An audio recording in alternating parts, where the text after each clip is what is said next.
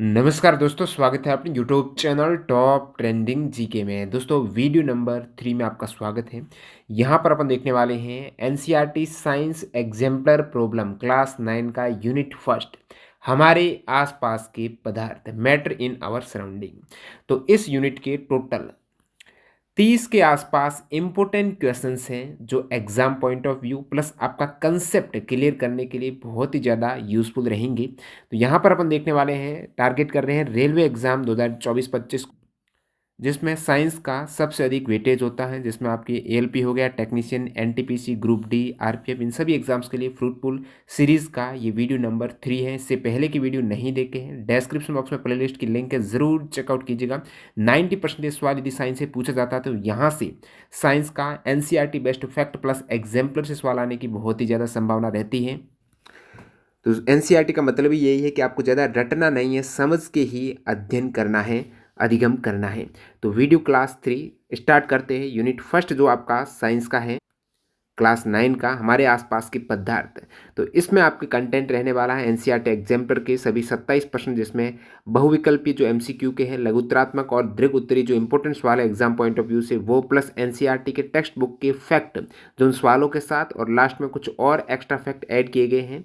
PDF के लिए आपको टेलीग्राम चैनल ज्वाइन करना है, जिसकी लिंक डिस्क्रिप्शन बॉक्स में है, ज़रूर ज्वाइन कर लेना। इससे पहला सवाल आपके समक्ष है, निम्नलिखित परिघटनाओं का कौन सा समुच्चय ताप बढ़ाने पर बढ़ेगा। अब यहाँ पर सवाल और क्वेश्चन आपको जो इंग्लिश और हिंदी दोनों में देखने को मिलेंगे, बाइलिंगुअल है।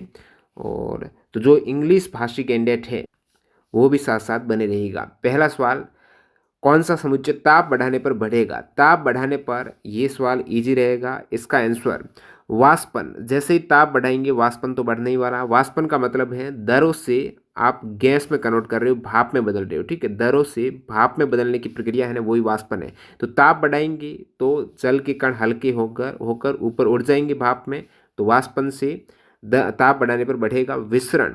विसरण भी बढ़ेगा और गैसों का प्रसार भी बढ़ेगा। बाकी विकल्प में आप देखेंगे गैसों का संपीड़न। ताप बढ़ाएंगे तो गैस संपीड़न थोड़ी होगी, कंप्रेस थोड़ी होगी, गैसों का आयतन वहाँ पर बढ़ने वाला, ताप बढ़ाने पर संपीड़ित नहीं होगी, तो गलत है। और विलेयता, वाष्पन, गैसों का संपीड़न यहाँ पर भी आ गया, और फिर गैसों का संपीड़न यहाँ पर भी आ गया। तो वाष्पन बढ़ेगा, विसरण बढ़ेगा। विसरण का मतलब है कणों की गति बढ़ जाएगी, गतिज ऊर्जा बढ़ जाएगी। गतिज ऊर्जा बढ़ने से दो पदार्थों के आपस में मिलने की स्पीड है वो बढ़ जाएगी, तो विसरण बढ़ जाएगा। गैसों का प्रसार होगा, बिल्कुल फैलेगी। ताप बढ़ाने पर गैस के अणु है वो दूर दूर चले जाएंगे, फैल जाएगी, इसलिए प्रसार हो जाएगा। तो ये विकल्प आपका सी करेक्ट है। बाकी यहाँ पर आपको बता देता हूँ एनसीईआरटी के फैक्ट क्या कहते हैं।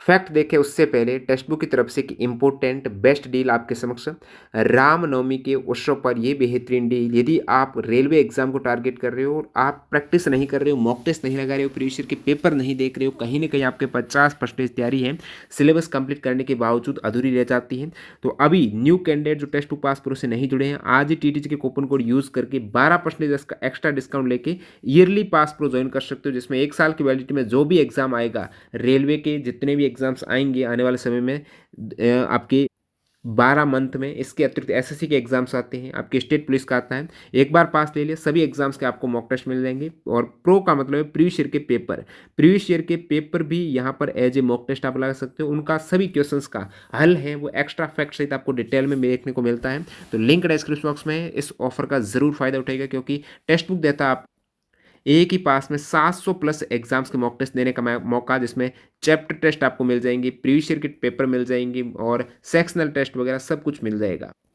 कूपन कोड टीटीजी के यूज़ करना न भूलें। तो इसमें अपन कुछ टर्म देख रहे थे, एक था विसरण। इससे पहले वाले चैप्टर में अपन ने प्रासरण के बारे में बेहतर ढंग से पढ़ा था, जो पहला वीडियो था कोशिका वाला। और यहाँ पर विसरण, प्रासरण एक तरीके का विसरण ही है। और विसरण क्या होता है, दो या दो से अधिक पदार्थों का स्वतः एक दूसरे से मिलकर समांग मिश्रण बनाने की क्रिया को विसरण कहते हैं। दो या दो से अधिक पदार्थ हैं, स्वतः ही एक दूसरे के अंदर मिक्स हो जाएं और एक समांगी मिश्रण बना दें, तो दो से अधिक पदार्थों का मिलना मैं विसरण कहूँगा, डिफ्यूजन कहूँगा। गर्म करने पर विसरण है वो तेज हो जाता है, जो आपको सवाल में दे रखा था। विसरण में किसी ठोस, द्रव्य या गैस के अणुओं या आयनों का अधिक सांद्रता वाले क्षेत्र से कम सांद्रता वाले क्षेत्र की ओर गमन होता है। जिस प्रकार आपने ओस्मोसिस प्रासरण में देखा, प्रासरण में भी क्या होता है, जो विलायक के कण होता है, जल वगैरह है ना, विलायक विलायक वो अधिक सांद्रता से कम सांद्रता की ओर गमन करता है। और यहाँ पर भी इन सभी के अणु हैं, जो ठोस, द्रव, गैस है, वो अधिक सांद्रता से कम सांद्रता की ओर गमन करते हैं। विसरण की दर गैसों में सबसे अधिक होती है। विसरण सबसे अधिक किसमें होता है? गैसों में होता है। और द्रवों में गैसों से कम होता है। विसरण के कारण ही मैंने कहा कि गर्म करने पर, ऊष्मा देने पर विसरण की दर बढ़ती है। तभी आप देखते हो जब खाना पक रहा होता है तो उसकी सुगंध बहुत दूर तक जाती है। कब? जब खाना गर्म हो रहा है, पक रहा है। बाकी ठंडा खाना उसकी सुगंध नहीं आती है, क्योंकि वहां पर ऊष्मा नहीं दे रहे हो, आप ताप नहीं बढ़ा रहे हो। तो विसरण की दर है, जैसे ही ताप बढ़ाएंगे तो वो बढ़ेगी। और विसरण की दर गैसों में सबसे अधिक होगी, क्योंकि अणु दूर दूर होते हैं, उनकी गतिज ऊर्जा अधिक होती है। सो विसरण की दर गतिज ऊर्जा पर डिपेंड है। दरों में गैसों से कम होती है और सबसे कम ठोसों में देखने को मिलेगी। विसरण के उदाहरण कहाँ कहाँ आपको मिलेंगे? जैसे अगरबत्ती की खुशबू है, पूरे कमरे में फैल जाती है, विसरण के द्वारा है, अणु मिल जाते हैं। शक्कर का पानी में घुलना, विसरण के द्वारा ही, डिफ्यूजन के द्वारा ही शक्कर पानी में घुल जाती है, स्वतः ही पदार्थ का समांगी मिश्रण बन जाता है। फोटोसिंथेसिस की क्रिया में CO2 वातावरण से लेना और O2 का निकलना भी एक विसरण का उदाहरण है, ध्यान रखिएगा। अब यहाँ पर एक टर्म आपके वाष्पीकरण की भी आई है, ऑप्शन में आप देखेंगे तो ये एवापोरेशन यानी वाष्पन, वाष्पीकरण। तो वाष्पीकरण क्या होता है? वाष्पीकरण का मतलब ये हुआ कि दरों का वाष्प में बदलना, दरों का वाष्प यानी भाप में बदलना। अब दरों का वाष्प आप कहेंगे कितने डिग्री टेम्परेचर पर? वैसे आप देखते हो क्वथनांक यानी 100 डिग्री सेंटीग्रेड तापमान पर लगभग जल है वो भाप में बदलता है। लेकिन जो वाष्पीकरण होता है ना, जैसे जल का वाष्पीकरण होता है, ऐसा तो है नहीं गर्मी पड़ने पर जल अपने आप ही उड़ने लग जाता है। आप अपने कपड़े धोते हो तो उनका पानी कहाँ चला जाता है? वाष्पीकरण के द्वारा उड़ जाता है। तो आपका टेम्परेचर तो लगभग ज़्यादा से ज़्यादा कितना, 40-45 डिग्री सेंटीग्रेड रहता है। तो जल अपने क्वथनांक पर पहुंचने से पहले ही उड़ जाता है, उसका कारण है वाष्पीकरण हो जाना। तो वाष्पीकरण हमेशा ध्यान रखिएगा, वाष्पीकरण क्वथनांक से कम ताप पर दरों से वाष्प में परिवर्तन होने की प्रक्रिया को ही वाष्पीकरण कहते हैं। क्वथनांक का होना जरूरी नहीं है, कम ताप पर भी दरों से वाष्प में कन्वर्ट हो जाएंगे। दरों का जो ऊपरी सतह के अणु है वो ज़्यादा फ्री होते हैं, इतनी ज़्यादा बॉन्डिंग नहीं होती है, तो हवा के साथ वो स्वतंत्र रूप से जल के अणु हैं वो उड़ जाते हैं, जिसे आप वाष्पीकरण बोलते हो। अब अगला सवाल आपके समक्ष, सीमा ने एक प्राकृतिक गैस सीमा ने एक प्राकृतिक गैस संपीड़न इकाई का निरीक्षण किया तथा पाया कि ताप एवं दाब की विशिष्ट परिस्थितियों में गैस को द्रवित किया जा सकता है। और ताप और दाब यानी ताप और दाब को आप ऊपर नीचे करके गैस को द्रवित कर सकते हो। गैस को द्रवित यानी गैस को आप लिक्विड फॉर्म में कन्वर्ट कर सकते हो। अपने अनुभव को मित्रों के साथ बांटते हुए वो भ्रमित हो गई। द्रवण के लिए परिस्थितियों के सही समुच्चय को पहचानने में उसकी मदद करें। अब सीमा है वो प्राकृतिक गैस संपीड़न इकाई यानी CNG यूनिट का निरीक्षण कर रही थी, यानी जो यहाँ पर CNG बनती है, कंप्रेस्ड नेचुरल गैस बनती है, और देख रही थी किस प्रकार CNG लिक्विड फॉर्म में कन्वर्ट हो रही है। लेकिन वो कंफ्यूज हो गई इसके लिए ताप और दाब की किस परिस्थितियों में ये काम हो रहा है। तो ताप यहाँ पर चाहिए। अब CNG लिक्विड फॉर्म में, इस हेतु आपका ताप कम होगा। कम ताप, ज़्यादा ताप होगा तो आप गैस में कन्वर्ट कर देंगे, उल्टा दरों को गैस में बदल देंगे। आपको गैस को दरों में बदलना है, ठीक है, गैस को लिक्विड में बदलना है। उस केस में आपका क्या है, यहाँ पर घनत्व तो कम हो जाएगा ऑटोमेटिकली, सॉरी घनत्व तो बढ़ जाएगा, लिक्विड का ज़्यादा होता है। तो संपीड़न करने के लिए गैस को, आपको वहाँ पर दाब ज़्यादा चाहिएगा, गैस को संपीड़न कर रहे हो, दरों में कन्वर्ट कर रहे हो, CNG as a liquid form में आप बदल रहे हो, द्रवित कर रहे हैं, तो दाब ज़्यादा और ताप कम चाहिएगा। निम्न ताप, कम ताप होगा, ज़्यादा ताप होगा तो अणु दूर दूर हो जाएंगे, गतिज ऊर्जा बढ़ जाएगी, वो गैस में कन्वर्ट हो जाएंगे। ताप आपको फ्रीज करने के लिए कम से कम ताप की आवश्यकता रहती है, यानी निम्न ताप उच्च ताप सही स्थिति हो जाएगी। Low temperature high pressure, easy सवाल है। नेक्स्ट अपन देखते हैं, तरल में प्रवाह का अद्वितीय गुण होता है, निम्नलिखित में से कौन सा कथन सही है? जो अद्वितीय गुण होता है किसमें? तरल में। किसमें? फ्लूइड में। अब आप यहां से कंफ्यूज हो रहे हो कि तरल और द्रव में क्या फर्क है। तरल और द्रव यानी फ्लूइड और आपका लिक्विड, फ्लूइड और लिक्विड में क्या डिफरेंस है। तो इस सवाल से ये चीज़ क्लियर हो जाएगी। अब ये बोल रहा कि तरल में प्रवाह का अद्वितीय गुण होता है, तो तरल यानी फ्लूइड्स का मतलब ये हुआ जो बहता है, जिसमें बहने का गुण होता है, वो होता है आपके फ्लूइड, यानी जो फ्लो करता है वही तो आपका फ्लूइड्स है। निम्नलिखित में से कौन सा कथन सही है? केवल गैस से तरल के समान व्यवहार करती है। क्या केवल गैस से ही फ्लो करती है? गैस से आपको पता है बहने का गुण होता है गैस से। क्या केवल गैस से ही तरल के समान? क्या गैस से ही केवल फ्लूइड है? केवल बोल रहा है। अब गैस से ही केवल फ्लूइड नहीं, आपको पता है लिक्विड भी फ्लूइड है, लिक्विड भी बहता है ना, द्रव भी बहता है, ठीक है। लिक्विड भी बहता है तो लिक्विड भी फ्लूइड है, प्लस गैस भी बहती है तो गैस भी फ्लूइड है। यानी फ्लूइड्स के अंतर्गत बहने का गुण गैस और लिक्विड दोनों में है। तो आप कहेंगे तरल बराबर क्या होता है? तरल बराबर या तो आपका वो द्रव होगा, लिक्विड होगा, या फिर वो आपकी गैस होगी, दोनों ही होंगे, केवल एक नहीं होगा। गैस तथा ठोस, अब ठोस तो तरल के समान, ठोस में बहने का गुण थोड़ा ही होता है, तो ये भी गलत हो जाएगा। गैस तथा द्रव तरल के समान व्यवहार करते हैं, बिल्कुल करेक्ट है। गैस भी एज ए फ्लूइड्स की भांति व्यवहार करेगी और लिक्विड भी फ्लूइड्स की भांति व्यवहार करता है, दोनों में बहने का गुण होता है। केवल द्रव, द्रव ही तरल के समान व्यवहार नहीं करते, केवल इसके अतिरिक्त गैस भी करती। तो ध्यान रखना, फ्लूइड्स और लिक्विड में यही डिफरेंस है। जो बहने का गुण होता है उसे आप फ्लूइड बोलते हो, उसे आप तरल बोलते हो। और लिक्विड है ना, इसको मैं ऐसे कह सकता हूं, ऑल लिक्विड आर फ्लूइड। जो भी लिक्विड है वो फ्लूइड, यानी प्रत्येक लिक्विड है उसमें बहने का गुण है। लेकिन ऑल फ्लूइड्स लिक्विड नहीं है। ऑल फ्लूइड्स का मतलब उसमें गैस भी आ जाएगी। तो गैस क्या लिक्विड है? क्या गैस अलग अवस्था है, लिक्विड अलग अवस्था? तो ऑल फ्लूइड्स लिक्विड नहीं है। तो तरल में द्रव और गैस दोनों आ जाती हैं। नेक्स्ट अपन देखते हैं आपका सवाल नंबर 4। ग्रीष्म काल में जल को मिट्टी के बर्तन में रखने पर किस परिघटना के कारण वह ठंडा हो जाता है?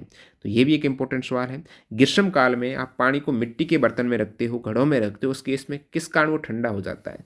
तो वाष्पन, किसी चीज़ को ठंडा करने के लिए वाष्पन, इवापोरेशन, ये इंपॉर्टेंट एक परिघटना हो जाएगी। आप कहेंगे वाष्पन से जल कैसे ठंडा हो गया? मिट्टी के बर्तन में रखा हुआ जल ठंडा कैसे हो गया? तो इसको समझने से पहले आपको समझना होगा वाष्पन को। तो वाष्पीकरण अभी आपने देखा कि क्वथनांक से कम तापमान पर जब द्रव गैस में कन्वर्ट हो जाए, जब द्रव भाप बन जाए, उस केस में वो आपका वाष्पीकरण हो जाएगा। अब द्रव है, द्रव को भाप बनने के लिए कुछ अलग परिस्थितियां रहती हैं, उस केस में वाष्पन की दर बढ़ जाती है। यानी जब ताप बढ़ाएंगे ना, जितना ज़्यादा आप तापमान बढ़ाएंगे उतना ही तेज स्पीड से वो वाष्पीकरण होगा। और ताप के साथ साथ यहाँ पर यदि सतह का क्षेत्रफल बढ़ा देंगे, जहाँ पर लिक्विड है उसका क्षेत्रफल अपन ओपन ज़्यादा कर देंगे, वातावरण के कांटेक्ट में जितना ज़्यादा रखेंगे आप लिक्विड, उतना ही तेज़ी से उसका वाष्पीकरण होगा। अब लिक्विड का वाष्पीकरण हो रहा है, इसका मतलब वो गैस में कन्वर्ट हो रहा है। क्या लेकर हो रहा है? आप कहेंगे वो ऊष्मा लेकर गैस में कन्वर्ट हो रहा है। यानी लिक्विड कब गैस में बदलेगा? जब ताप बढ़ेगा तभी बदलेगा ना। अपने जो समुद्र होता है उनका पानी है, भाप बनकर ऊपर उठता है, बादल बनते हैं। तो क्या ज़्यादा ताप होगा तो ज़्यादा बादल बनेंगे, क्योंकि वहाँ पर वाष्पीकरण ज़्यादा हो जाता है। तो ज़्यादा ताप को ये कौन सोखेगा? वाष्पीकरण में जो अवस्था परिवर्तन हो रही है, लिक्विड से गैस में कन्वर्ट हो रहा है, तो यहाँ पर क्या होगा? तापमान है वो अवस्था परिवर्तन में काम आ जाएगा। जैसे आप गुप्त ऊष्मा बोलते हो ना, लेटेंट हीट है, तो गुप्त ऊष्मा के रूप में वो तापमान ग्रहण कर लिया जाता है। यानी आपका गर्म जल है, अब गर्म जल की गर्मी को कौन सोखेगा? वाष्पीकरण से वो गर्मी है, गर्मी वो एक तरीके से अवस्था परिवर्तन, भाप बन गई, भाप के रूप में गर्मी उड़ गई है। क्योंकि वाष्पन के लिए, पानी को उड़ाने के लिए वहाँ पर आपको ज़्यादा ताप की आवश्यकता होती है, और वो ताप अवस्था परिवर्तन के दौरान अवशोषित कर लिया गया है गैस के द्वारा, और अब उस जल का ताप कम हो गया तो वो आपको ठंडा सा महसूस हो गया। और घड़े में क्या होता है आपको पता है? घड़े में छोटे छोटे छिद्र होते हैं, उन छिद्रों से आप कहेंगे क्षेत्रफल बढ़ जाता है वाष्पन का। वाष्पन जितना ज़्यादा आपका क्षेत्रफल होगा उतना ही तेज़ी से वाष्पीकरण देखने को मिलेगा। तो मिट्टी के घड़ों की दीवारों में छोटे छोटे छिद्र होते हैं जो वाष्पीकरण का क्षेत्रफल बढ़ा देते हैं, और पानी के कुछ अणु इन छिद्रों से लगातार घड़े से बाहर रिसते रहते हैं। अब पानी के अणु लगातार इन छिद्रों से बाहर जा रहे हैं तो ये पानी लगातार वाष्पित होता है। जैसे ही पानी वाष्पित होगा, इसका मतलब वो घड़े से ऊष्मा ले रहा है, घड़े से ऊष्मा लेकर वाष्पीकरण हो रहा है। तो घड़े से ऊष्मा ले रहा है, गर्मी ले रहा है, तो गर्मी जब गायब कर रहा है तो ठंडाई वहां पर रहेगी ना। तो दारों से वाष्प में अवस्था परिवर्तन यानी वाष्पीकरण के लिए घड़े के अंदर से गर्म पानी से आवश्यक गुप्त ऊष्मा को अवशोषित करता है। अब गुप्त ऊष्मा क्या होती है वो भी आगे देखेंगे, थोड़ा मैं शॉर्ट में बता दूं। गुप्त ऊष्मा का मतलब ये हुआ जब आप किसी भी चीज़ को गर्म करते हैं, जैसे मैं ठोस को गर्म कर रहा हूँ, ठीक है। अब ठोस को मैं गर्म करके किस में बदलूंगा? आप कहेंगे द्रव में बदलेंगे। अब ठोस को आप यहाँ पर हीट दे रहे हो, आप ऊष्मा दे रहे हो, और वो किस में कन्वर्ट हो रहा है? द्रव में। अब यहाँ पर आप चाहे कितनी ही ऊष्मा दे दो, जैसे ही ठोस दरों में बदलना स्टार्ट हो जाता है, उस केस में उसका तापमान नहीं बढ़ेगा। क्या आप ऊष्मा बढ़ा रहे हो लेकिन तापमान क्यों नहीं बढ़ रहा? क्योंकि वो तापमान काम में आ रहा है ठोस को दरों में बदलने में, अवस्था परिवर्तन में वो तापमान आपकी ऊष्मा काम में आ रही है। तो तापमान नहीं बढ़ रहा है, कितनी ही ऊष्मा दे रहे हो, तो वो ऊष्मा कहाँ पर जा रही है? वो गुप्त ऊष्मा के रूप में आप छिप रही है। ऊष्मा कहाँ पर छुप रही है? तो गुप्त ऊष्मा, जैसे आप कहेंगे जो अवस्था परिवर्तन में काम आती है ना ऊष्मा, कितनी ऊष्मा बढ़ा रहे हो, गर्मी बढ़ा रहे हो, उसके बावजूद ठोस से दरों में जब बदल रहे हो ना, तापमान स्थिर रहता है। बर्फ है, जैसे बर्फ आपकी ठोस है, इसको आप गर्म करके दरों में बदल रहे हो तो आप ऊष्मा दे रहे हो, लेकिन बर्फ का तापमान फिक्स रहेगा। जब वो दरों में कन्वर्ट होगी, जब वो लिक्विड में बदलेगी, तो वो अवस्था परिवर्तन हो रही है, उस केस में तापमान फिक्स है, क्योंकि ऊष्मा कहाँ पर जा रही है? उस अवस्था को चेंज करने में जा रही है, जिसे आप गुप्त ऊष्मा कहते हो। तो यहाँ पर यही गुप्त ऊष्मा है जो कि गर्म जल से गुप्त ऊष्मा क्या कर रही है? वो काम में हो रही है, जल को भाप बनाने में, वाष्पित करने में, और वो गुप्त ऊष्मा अवशोषित हो रही है गर्म जल से, जिसके कारण गर्म जल आपका ठंडा हो जाता है ऊष्मा छोड़कर। अब कुछ एनसीईआरटी के अदर इंपॉर्टेंट फैक्ट जान लेते हैं जो इस टॉपिक को और ज़्यादा बेहतर ढंग से कवर करेगा, क्लियर करेगा। मेल्टिंग पॉइंट क्या होता है, गलनांक क्या होता है? नाम से स्पष्ट है, मेल्ट हो रहा, गल रहा है। क्या गल रहा है? आप कहेंगे ठोस का। गलनांक किसका? ठोस है। जिस न्यूनतम तापमान पर ठोस पिघलकर द्रव बन जाता है वह इसका गलनांक कहलाता है। वह न्यूनतम तापमान, यानी कम से कम उतना तापमान तो चाहिएगा ही चाहिएगा जिससे ठोस द्रव में बदल जाए, तो उस न्यूनतम तापमान को ही गलनांक कहते हैं। कि किस तापमान पर ठोस द्रव में पिघल रहा है वो तापमान गलनांक है। किसी ठोस का गलनांक उसके कणों के बीच के आकर्षण बल के सामर्थ्य को दर्शाता है। यानी गलनांक ज़्यादा होने का मतलब ये हुआ कि ठोस में जो कण है ना, उनके मध्य बॉन्डिंग ज़्यादा, उनको तोड़ने में बहुत ज़्यादा यहाँ पर ऊष्मा की आवश्यकता पड़ रही है, जिसके कारण न्यूनतम तापमान जहाँ पर ये ऊष्मा पाकर ठोस के जो कण हैं वो एक तरीके से बॉन्डिंग टूट जाए, वही तो आपका गलनांक है। जितनी ज़्यादा ठोस के कणों में बॉन्डिंग ज़्यादा होगी, उसके लिए तापमान उतना ही ज़्यादा देना पड़ेगा उनकी बॉन्डिंग को तोड़ने के लिए। इसका मतलब उस न्यूनतम तापमान की आवश्यकता है बहुत ज़्यादा हो जाएगी अवस्था परिवर्तन के दौरान, तो उसका गलनांक भी ज़्यादा हो जाएगा। बर्फ़ का गलनांक कितना होता है? तो बर्फ़ का जो मेल्टिंग पॉइंट है वो 273.15 केल्विन है। इसका मतलब ये आपकी सॉलिड फॉर्म में क्या है? बर्फ़ है। इसको आपको लिक्विड फॉर्म में जल में बदलना है, दरों में बदलना है बर्फ़ को। उस केस में बर्फ़ को आप क्या देंगे? गर्मी देंगे। अब बर्फ़ को आप गर्मी दे रहे हो और ये बर्फ़ की गर्मी एक न्यूनतम तापमान आएगा जिसमें पिघलना स्टार्ट हो जाएगी। जैसे कि ये न्यूनतम तापमान है 273.15, इसको अपन 0 डिग्री सेंटीग्रेड कह देते हैं। जैसे जब बर्फ़ थी उस समय इसका तापमान -10 था। अब ये पिघल नहीं रही -10 पे, -9 पे भी नहीं पिघलेगी, -8, 7, 6 इस प्रकार -1 में भी नहीं पिघलेगी। जैसे ही 0 पर आएगी ये पिघलना स्टार्ट कर देगी। तो वो न्यूनतम तापमान क्या हो गया जिसके लिए बर्फ पिघलना स्टार्ट हुई है? 0। 0 से कम तापमान पर पिघल रही है? नहीं, ज़्यादा से तो पिघलेगी ही पिघलेगी, 1, 2, 3, 4 बढ़ाएंगे तो पिघलेगी ही पिघलेगी, लेकिन न्यूनतम तापमान कौन सा है? यहाँ पर 0 है। 0 से कम पर नहीं पिघल रही है, तो वही न्यूनतम तापमान आपका गलनांक है। और बर्फ के केस में ये पिघलने की क्रिया स्टार्ट होती है 273.15 केल्विन। आप कहेंगे इसको सेंटीग्रेड में बदल दो, तो केल्विन को सेंटीग्रेड में बदलना है। 273.15 केल्विन बराबर होता है 0 सेंटीग्रेड, यानी केल्विन को सेंटीग्रेड में बदलने के लिए 273 आपको माइनस करना पड़ता है। कितना? 213 पॉइंट एग्जैक्टली 15 करना पड़ता है, लेकिन इसको राउंड फिगर में बर्फ का गलनांक 273 ही लेते हैं। तो यहाँ पर ध्यान रखना है, केल्विन को सेंटीग्रेड में बदलना है, आगे सवाल आएगा तो -273 कर देना। कितना? -273। और सेंटीग्रेड को केल्विन में बदलना है तो आपको फिर उल्टा +273 करना पड़ेगा। तो ये अवस्था परिवर्तन अपन जल्दी इस वीडियो में देखेंगे। नेक्स्ट है संगलन क्या होता है, फ्यूजन क्या होता है। अब संगलन का मतलब यही होता है, ठोस का द्रव में बदलने को ही संगलन कहते हैं, फ्यूजन कहते हैं। तो ठोस से द्रव अवस्था में परिवर्तन, किसी ठोस के गलने की प्रक्रिया में तापमान समान रहता है। इस पॉइंट पर अपन ने इस वीडियो में बात कर ली है। जैसे ही ठोस आपके अवस्था परिवर्तन कर रहा है, यानी ठोस गल रहा है, वहाँ पर द्रव अवस्था में जा रहा है, तो तापमान उस केस में फिक्स रहेगा, समान रहेगा। चाहे आप ऊष्मा गर्मी कितनी बढ़ा रहे हो, हीट कितनी ही दे रहे हो, वहाँ पर उसको हीटर के ऊपर रख रहे हो या फिर स्टोव के ऊपर आपने रख दिया ठोस को और उसको गलाने की क्रिया आप कर रहे हो, तो तापमान उसका फिक्स है। आप कहेंगे मैं तो वहाँ पर ऊष्मा बढ़ा रहा हूँ, लेकिन तापमान उस ठोस का फिक्स है जिस समय वो गलना स्टार्ट होगा, क्योंकि वो ताप ऊष्मा जा रही है उस ठोस को द्रव में बदलने पर, तो वो इतना ज़्यादा आपको गर्म महसूस नहीं होगा। क्योंकि गलने के प्रयोग की प्रक्रिया के दौरान गलनांक पर पहुंचने के बाद जैसे ही मेल्टिंग पॉइंट पर पहुंच जाए, यानी अब इससे ज़्यादा ताप स्टार्ट हुआ, तो ये गलना स्टार्ट हो जाएगा। जब तक संपूर्ण बर्फ पिघल नहीं जाती तापमान नहीं बदलता। जैसे आप बर्फ़ को पिघला रहे हो ठोस को, जब तक संपूर्ण बर्फ़ पिघल नहीं जाती, जब तक पूर्ण अवस्था परिवर्तित नहीं हो जाती, बीच में हो आप, तब तक उसका तापमान हमेशा कांस्टेंट रहेगा। जैसे ही संपूर्ण बर्फ़ पिघल जाएगी, तब आप ऊष्मा बढ़ाएंगे तो तापमान ज़रूर बढ़ेगा।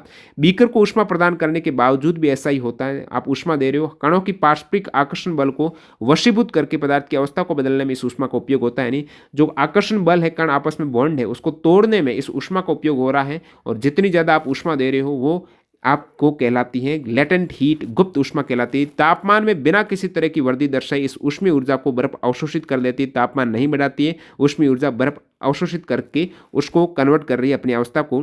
और यही अवस्था आपकी ऊष्मीय ऊर्जा है, गुप्त ऊष्मा कहलाती है, जो अवस्था परिवर्तन के दौरान काम में ली जाती है। गुप्त का यहाँ पर मतलब है छुपी हुई। अब यहाँ पर अपन फ्यूजन देख रहे हैं, तो संगलन की गुप्त ऊष्मा क्या हुई? अब गुप्त ऊष्मा यानी वो ऊष्मा जो अवस्था परिवर्तन में काम आ रही है, तापमान नहीं बढ़ा रही है। और संगलन का मतलब ठोस से दर में बदलने के दौरान जो गुप्त ऊष्मा वो क्या होती है? तो वायुमंडल दाब पर यानी 1 एटीएम प्रेशर पर 1 किलोग्राम ठोस, यहाँ पर ठोस कितना ले लिया? 1 यूनिट, जो 1 किलोग्राम ले लिया।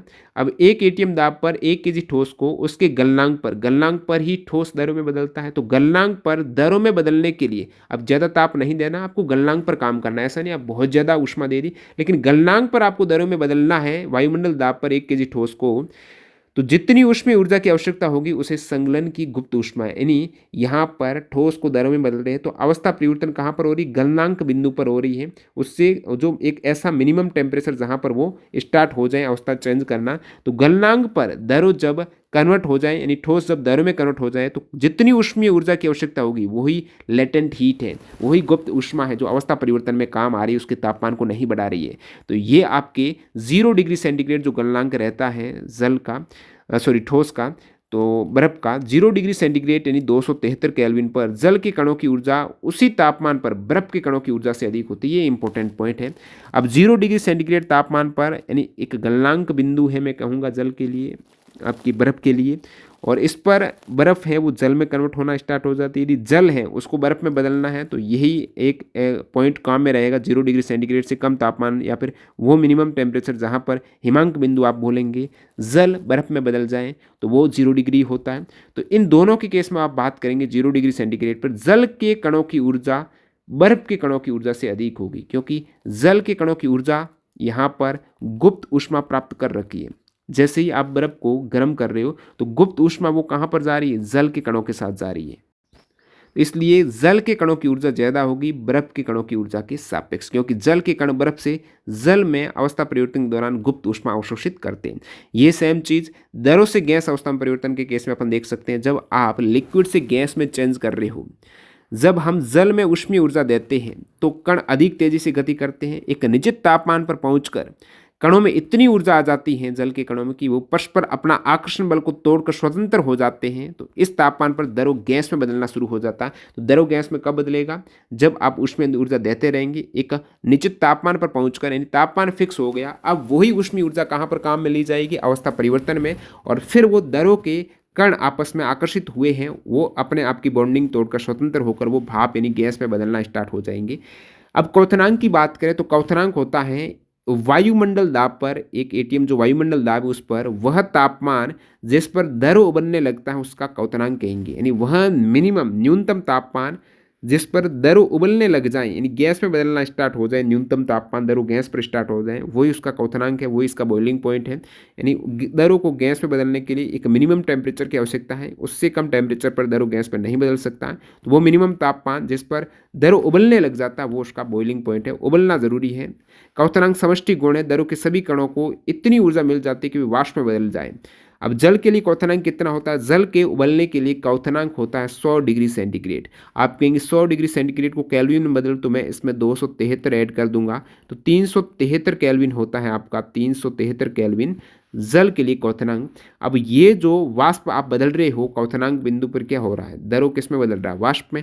तो वाष्पीकरण की गुप्त ऊष्मा यानी अवस्था परिवर्तन हो रही है, द्रव से अपन वाष्प में जा रहे, तो वहां पर भी गुप्त ऊष्मा अवस्था परिवर्तन में काम में आ रही है। यहाँ पर भी तापमान फिक्स रहेगा और ऊष्मा आप बढ़ाते रहेंगे, तो वो ऊष्मा काम में आएगी, गुप्त ऊष्मा, उसकी अवस्था चेंजेज में। तो ताप की वह मात्रा जो 1 किलोग्राम द्रव को वायुमंडलीय दाब और दरों के क्वथनांक पर गैसीय अवस्था में परिवर्तन करने हेतु प्रयोग की जाती है। तो ऊष्मा की वह मात्रा, गुप्त ऊष्मा की वह मात्रा जो 1 किलोग्राम दरों को 1 वायुमंडलीय दाब पर दरों का क्वथनांक बिंदु पर गैसीय अवस्था में दरों को बदलने में जो ऊष्मा की मात्रा काम में ली जाएगी वही वाष्पीकरण की गुप्त ऊष्मा है। तो यहाँ पर 100 डिग्री सेंटीग्रेड या 373 केल्विन ताप पर भाप अथवा वाष्प के कणों में उसी तापमान पर पानी के कणों की अपेक्षा अधिक ऊर्जा होती है। जिस प्रकार अभी आपने देखा है जल के कणों की ऊर्जा ज़्यादा होती है ठोस के कणों की ऊर्जा से सेम तापमान पर। तो यहाँ पर आप 100 डिग्री सेंटीग्रेड क्वथनांक पर देख रहे हो तो भाप अथवा वाष्प के कणों की ऊर्जा है उसी तापमान पर सेम टेम्परेचर पर पानी के कणों की अपेक्षा अधिक ऊर्जा होती। क्योंकि भाप में अधिक क्यों होती? क्योंकि भाप के पास लेटेंट हीट आ गई है, दरों से आपने भाप में बदल दिया तो उसमें गुप्त ऊष्मा शामिल हो गई, तो वही गुप्त ऊष्मा वाली एनर्जी है, ऊष्मा है, वो ज़्यादा है, इसलिए यहाँ पर अधिक ऊर्जा हो गई।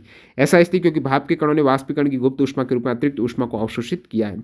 जब पानी को उबाला जाता है तो उसके तापमान में वृद्धि नहीं होती। आप जल को उबालेंगे तो तापमान उसका नहीं बढ़ेगा, एक फिक्स्ड हो जाएगा, तापमान 100 डिग्री सेंटीग्रेड ही रहता है सेम। आप जल को उबाल रहे हो इसका मतलब आप ऊष्मा दे रहे हो, आप जल को क्या दे रहे हो? ऊष्मा। अब बहुत ज़्यादा आप जल को उबाल रहे हो इसका मतलब ये नहीं कि जल का तापमान बहुत ज़्यादा बढ़ गया। आप ट्राई करना, आपको सेम उस गर्मी महसूस होगी, ऐसा मत कर लेना हाथ जल जाए। जितना आप ज़्यादा ऊष्मा देंगे वो क्या होगा? भाप में बदल जाएगा, उसका तापमान नहीं बढ़ेगा। आप जल को उबाल रहे हो और बहुत ज़्यादा आपने वहाँ पर क्या किया? गैस को जला दी, यानी एक तरीके से वहाँ पर आप स्टोव को चालू कर दिया, भट्टी को, और आग आप दे रहे हो। अब बहुत ज़्यादा आग दे रहे हो इसका मतलब जल, ऐसा नहीं कि बहुत ज़्यादा वो तापमान बढ़ जाएगा, गर्मी उसकी बढ़ जाएगी, नहीं। जल है वो भाप में बदलना स्टार्ट हो जाएगा, उसका तापमान फिक्स ही रहेगा कि 100 डिग्री है तो 100 डिग्री, उससे ऊपर जाएगा तो वो भाप में बदलना स्टार्ट है, तो 100 तो फिक्स रहेगा। तो वो आपकी ऊष्मा जा रही है उस जल को गैस में बदलने में, वाष्प में बदलने में, तो अवस्था परिवर्तन में काम आ रही है। उस ऊष्मा को ही आप लेटेंट हीट बोलते हो। नेक्स्ट अपना देखते हैं, कुछ पदार्थों को उनके कणों के मध्य आकर्षण बलों के बढ़ते हुए क्रम में व्यवस्थित किया गया है, निम्नलिखित में से कौन सा सही व्यवस्था को निरूपित करता है? तो यहाँ पर इजी सवाल है। पदार्थ को उनके मध्य आकर्षण बल के बढ़ते हुए क्रम, यानी आरोही क्रम, आकर्षण बल बढ़ रहा है, तो बढ़ता हुआ क्रम किसमें? आकर्षण सबसे कम, उसके बाद ज़्यादा ज़्यादा। तो यहाँ पर आप आकर्षण देखेंगे तो इसमें जल, वायु, पवन। जल में तो आकर्षण सबसे अधिक है इनमें से, फिर वायु, शर्करा, तेल। अब वायु से आकर्षण शर्करा में ज़्यादा है, शर्करा से तेल में ये नहीं है, फिर ऑक्सीजन, जल, शर्करा, ये सही है। ये आपकी गैस है, गैस में कणों के मध्य आकर्षण दूर दूर तक कम है, जल में कण थोड़े नज़दीक होते हैं, और जो शुगर है उसमें और कण नज़दीक हो जाएंगे, तो एक तरीके से आकर्षण और ज़्यादा हो जाएगा। तो ऑक्सीजन, जल, शर्करा का ये सही बढ़ता क्रम है, विकल्प सी। कणों के मध्य आकर्षण ठोस में सबसे अधिक होता है, द्रव में उससे कम, और गैस में उससे भी कम। अब अगला सवाल है, आपको सेंटीग्रेड को केल्विन में बदलना है, बिल्कुल ईजी है। तो यहाँ पर आप देख सकते हो 25 डिग्री सेंटीग्रेड, 38 और 66 को केल्विन पैमाने में चेंज करना है। तो मैंने कहा सी, सेंटीग्रेड से केल्विन में बदलने के लिए आप 273 प्लस कर देंगे, कितने? 273 प्लस करेंगे, और केल्विन से सेंटीग्रेड में आना है तो -273 कर देंगे, बस यही याद रखना है। सी आपको पता है इसलिए याद रखना है कि 0 डिग्री सेंटीग्रेड बराबर 273 केल्विन। इसका मतलब सेंटीग्रेड को केल्विन में बदलने के लिए मैंने क्या ऐड किया? 273 ऐड किया। तो ये याद रखना बस, 0 डिग्री सेंटीग्रेड बराबर 273 केल्विन, ये याद रख रहे तो आप कर देंगे। यानी सेंटीग्रेड को केल्विन में बदला तभी, कब बदला? जब आपने इसमें 273 ऐड किया, तभी ये 273 हो गया। 0 + 273 बराबर 273। तो सेंटीग्रेड को केल्विन में बदलने के लिए 273, और केल्विन को वापस सेंटीग्रेड लाने के लिए ये 273 अपने आप में माइनस करना पड़ेगा। तो प्लस 273 हो जाएगा सेंटीग्रेड को केल्विन, और 25 + 273 हो गया 298, 38 + 273 311, 66 + 273 339। तो 298, 311, 339, 298, ये वाला विकल्प ए करेक्ट हो जाएगा। तो आप कोई भी सवाल यहाँ से कर देंगे। नेक्स्ट है, निम्नलिखित में से सही कथन का चयन कीजिए। स्टेटमेंट देखो, 4 स्टेटमेंट, इनमें से सही कथन कौन सा है? देखो, ठोस का द्रव अवस्था से गुजरे बिना वाष्प में रूपांतरण वाष्पन कहलाता है। ठोस डायरेक्टली वाष्प में बदल रहा है, ठोस डायरेक्टली वाष्प में, वो तो आपका ऊर्ध्वपातन हो जाएगा। वाष्पन होगा द्रव वाष्प में बदलता है, किसमें? द्रव वाष्प में बदले वो वाष्पन, तो ये गलत हो जाएगा पहला स्टेटमेंट, तो पहला गलत। दूसरा, वाष्प का द्रव अवस्था से गुजरे बिना ठोस में रूपांतरण, अब वाष्प है वो द्रव अवस्था में चेंज नहीं हो रही, सीधी ठोस में हो रही है, तो ये ऊर्ध्वपातन है, इसको कंसिडर करेंगे। इसके बाद देखते हैं, वाष्प का द्रव अवस्था से गुजरे बिना ठोस में रूपांतरण हिमीकरण है। तो वाष्प सीधी ठोस में जा रही है, वाष्प ठोस में जा रही है, वो हिमीकरण बोल रहा है, यानी फ्रीज हो रही है वाष्प। तो ये भी गलत है। हिमीकरण का मतलब ये हुआ कि दरो है वो ठोस में हो रहा है, क्या दरो जम रहा है, क्या दरो को ठोस में बदलेंगे वो हिमीकरण होगा। जल को बर्फ में बनाएंगे तो वही तो हिमीकरण है, गैस को थोड़ी है। गैस को ठोस में बदलेंगे वो क्रिया कहलाएगी निक्षेपण। फिर ठोस का दरों में रूपांतरण ऊर्ध्वपातन है। ऊर्ध्वपातन है जो ये बोल रहा है सब्लिमेशन, ये ठोस का गैस में कन्वर्जन है। दरों अवस्था में बदले बिना ठोस सीधा गैस में बदल जाए वो ऊर्ध्वपातन है। तो यहाँ पर ये जो विकल्प बी भी इतना करेक्ट नहीं है, एनसीईआरटी एग्जाम्पलर में इसको बी को करेक्ट माना है कि वाष्प का द्रव अवस्था में गुजरे बिना ठोस में रूपांतरण। वैसे आप देखते हो ये ऊर्ध्वपातन बोला, लेकिन ये गलत है। ऊर्ध्वपातन और निक्षेपण दो फैक्ट में बता दूं, ये निक्षेपण की आपका सही रहेगा, उसका आंसर है ही नहीं उस ऑप्शन में, सही कोई स्टेटमेंट है ही नहीं। वह प्रक्रिया जिसमें गैस तरल बने बिना ठोस में बदल जाती है वो निक्षेपण कहलाती है, डिपोजिशन कहलाती है। यहाँ पर मैं बात कर देता हूँ इस चार्ट, ये वाली चीज़ देखते हैं। ठोस द्रव गैस तीन अवस्था है। अब यहाँ पर ठोस सीधी गैस में बदल रही है तो उसे तो आप बोलेंगे ऊर्ध्वपातर, सब्लिमेशन बोलेंगे। ठोस सीधे गैस में बदल रही है, दरो अवस्थाई के बीच में नहीं। वैसे ठोस दरो गैस ऐसे चेंज होती है, लेकिन ठोस सीधे गैस, ठोस सीधा उड़ रहा है तो वो ऊर्ध्वपातन हो जाएगा।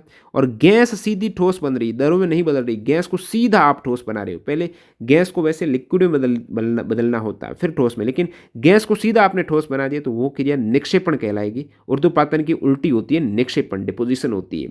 इसी प्रकार ठोस को दरों में बदलना, ये वाला एरो, ठोस दरों में बदल रहा है तो उसे आप संगलन बोलेंगे। क्या बोलेंगे? संगलन बोलेंगे, गलन बोलेंगे। ठोस दरों में हो रहा है ना, गलन तो हो रहा है। और दरो गैस में जा रही है, दरो गैस में, तो वो संगनन है। क्या है? संगनन है। और गैस, सॉरी उल्टा बोल दिया, गैस दरों में जा रही वो संघनन है। यानी गैस को आप संघनित कर रहे हो, कंप्रेस कर रहे हो, तब वो दरों में जा रही है। दरो गैस यानी लिक्विड जब गैस बन जा रहा है, लिक्विड उड़ रहा है, भाप बन रहा है, तो वो तो वाष्पीकरण हो जाएगा। दरों को वाष्पीकरण होता ही है ना, समुद्र वगैरह में पानी उड़ जाता है, भाप बन जाता है, पानी तो बनता है, भाप तो वो वाष्पीकरण है। और गैस को जब आप कंप्रेस कर देंगे, संघनित कर देंगे, तो वो लिक्विड में बदल जाएगी। सीएनजी वगैरह क्या कंप्रेस नेचुरल गैस है, लिक्विड फॉर्म में गैस को आपने कंप्रेस किया, उसको संघनित किया, तो संघनन होगा गैस का दरों में बदलना। तो ये क्रिया आपको समझ में आ गई, बहुत ईजी है। ठोस से दरो संगलन है, फ्यूजन है। उसके बाद दरों से गैस है वो वाष्पीकरण है। और गैस से ठोस है निक्षेपण है। ठोस से डायरेक्टली गैस ऊर्ध्वपातन है। गैस से दरों है वो संगलन है। दरों से ठोस है वो आपका जमना हो जाएगा। दरों को ठोस यानी हिमीकरण कर रहे हो आप, वहाँ पर उसको जमा रहे हो, फ्रीज कर रहे हो। अब ये सब्लिमेशन काफ़ी इंपॉर्टेंट सवाल आ जाता है यहाँ से। कुछ ऐसे पदार्थ जो द्रव अवस्था में परिवर्तित हुए बिना ठोस अवस्था से सीधे गैस अवस्था में वापस ठोस में और वापस ठोस में बदल जाते हैं, इस प्रक्रिया को ऊर्ध्वपातन कहते हैं। तो ऊर्ध्वपातन को कहीं ना कहीं ऐसे इन्होंने बताया एनसीईआरटी में कि जो द्रव से गैस में बदल रहे हैं, सीधे ठोस में नहीं जा रहे हैं, और गैस से वापस ठोस में आ रहे हैं, तो ये पूरी प्रक्रिया द्रव से सीधा गैस, सॉरी ठोस से सीधा गैस, दरों में कन्वर्ट नहीं हो रहे और गैस से वापस ठोस, ये पूरी प्रक्रिया ऊर्ध्वपातन है। तो इस केस में ये वाला बी इन्होंने करेक्ट माना है कि वाष्प का द्रव अवस्था में गुजरे बिना ठोस अवस्था में रूपांतरण ऊर्ध्वपातन है। तो यहाँ पर रिवर्स जब ये कर देते हैं तो ऊर्ध्वपातन। वैसे ये जो इन्होंने बताया है ना कि गैस से डायरेक्टली ठोस में आना वो निक्षेपण हो जाएगा, गैस से डायरेक्टली ठोस निक्षेपण हो जाएगा।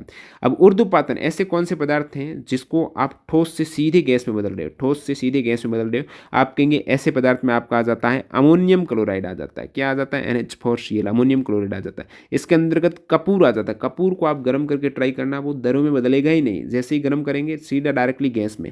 आयोडीन भी ऊर्ध्वपातन है। नेप्थलीन भी ऊर्ध्वपातन है। शुष्क बर्फ है, शुष्क बर्फ आप गर्म करेंगे तो CO2 के रूप में सीधी उड़ जाएगी। शुष्क बर्फ क्या होती है? ठोस कार्बन डाइऑक्साइड होती है। तो यह ऊर्ध्वपातज पदार्थ है। अब बात कर लेते हैं और फैक्ट में, संघनन आपको जो इसमें दे रखा है, संघनन यानी कंडेंसन। तो कंडेंसेशन यानी वाष्प अवस्था से द्रव अवस्था में अणुओं के रूपांतरण को। भाप, गैस जब दरों में बदल देंगे, गैस जब कन्वर्ट होगी लिक्विड में, वो आपका संघनन हो जाएगा। गैस को आप कंप्रेस कर रहे हो, कंडेंस कर रहे हो। वाष्पीकरण इसका उल्टा है। दरों का लिक्विड का गैस में बदलना क्या होगा? वाष्पीकरण। तो किसी दरों की मुक्त सतह से, दरों की जो मुक्त सतह है, ऊपरी सतह से दरों से भाप में परिवर्तन को वाष्पीकरण कहते हैं। वाष्पीकरण दरों की सतह से अणुओं का पलायन है। इस प्रक्रिया में सभी तापमान पर होती है और तापमान में वृद्धि के साथ ये वाष्पीकरण बढ़ता है। हिमीकरण है, जमना है, सॉलिडिफिकेशन है, फ्रीजिंग है, यानी जमेगा कब? कोई द्रव ठोस अवस्था में, कोई द्रव जब ठोस अवस्था में बदलेगा वही हिमीकरण है। और फ्यूजन की बात करें, ये संघनन है, गैस लिक्विड में संघनित हो रही है। संगलन, गलन हो रहा है, गलन हो रहा है यानी ठोस द्रव में बदल रहा है, वो फ्यूजन है, संगलन है। नेक्स्ट वाला लिखते हैं, डाई एथिल ईथर, एसीटोन तथा एन ब्यूटिल अल्कोहल के क्वथनांक इतने दे रखे हैं, निम्नलिखित में से कौन से क्वथनांक का केल्विन मापक्रम सही है? तो यहाँ पर भी सेंटीग्रेड को केल्विन, आपको पता है 0 डिग्री सेंटीग्रेड बराबर 273 केल्विन। अब यहाँ पर सेंटीग्रेड को केल्विन में कैसे बदला? आपने 273 ऐड किए, तो इसमें भी ऐड कर दो, 273 प्लस 35, ये आपका हो जाएगा 308। तो 308 विकल्प इसमें दिख रहा है, बाकी इसमें भी दिख रहा है, इसमें 329 भी दिख रहा है, इसमें भी दिख रहा है। तो डायरेक्टली आप लास्ट वाला ऑप्शन देखेंगे 118, इसमें आप डायरेक्टली 273 ऐड करेंगे तो ये 11 हो जाते हैं। तो सीधा एक कहाँ पर दिख रहा है? यहाँ पर दिख रहा है, तो सी ऑप्शन आप करेक्ट करेंगे। ये तो आपका सेंटीग्रेड से केल्विन, केल्विन से सेंटीग्रेड इजीली हो जाता है, लेकिन काफ़ी बार एग्जाम में पूछ लिया जाता है सेंटीग्रेड को फ़ारेनहाइट में बदलो। फ़ारेनहाइट भी आपको पता, तापमान का एक पैमाना, तापमान का फ़ारेनहाइट, फ़ारेनहाइट को सेंटीग्रेड में बदलो या फिर फ़ारेनहाइट को केल्विन में बदलो। तो सबसे पहले तो आपको फ़ारेनहाइट और सेंटीग्रेड के मध्य रिलेशन पता होना चाहिए। रिलेशन ये है कि C/5 बराबर F-32/9, ये रिलेशन है। कोई भी वैल्यू आपको दे दें, मान लेते हैं आपको दे दिया 0 डिग्री सेंटीग्रेड पर फ़ारेनहाइट कितने होंगे, तो सी के स्थान पर आप क्या रखेंगे? 0 रखेंगे, और यहाँ पर आप क्रॉस मल्टीप्लाई करते हुए एफ की वैल्यू बिल्कुल इजीली फाइंड आउट कर देंगे। 0 और 9 का गुणा कितना हो जाएगा? 9 गुणा 0 बराबर F-32 गुणा 5, तो ये कितना हो जाएगा? 0। और इस साइड आपका F-32 गुणा 5, 5 को इस साइड में वापस भाग में लाऊंगा तो क्या होगा? ये भी 0 हो जाएगा। तो F बराबर कितना हो जाएगा? 32 आ जाएगा।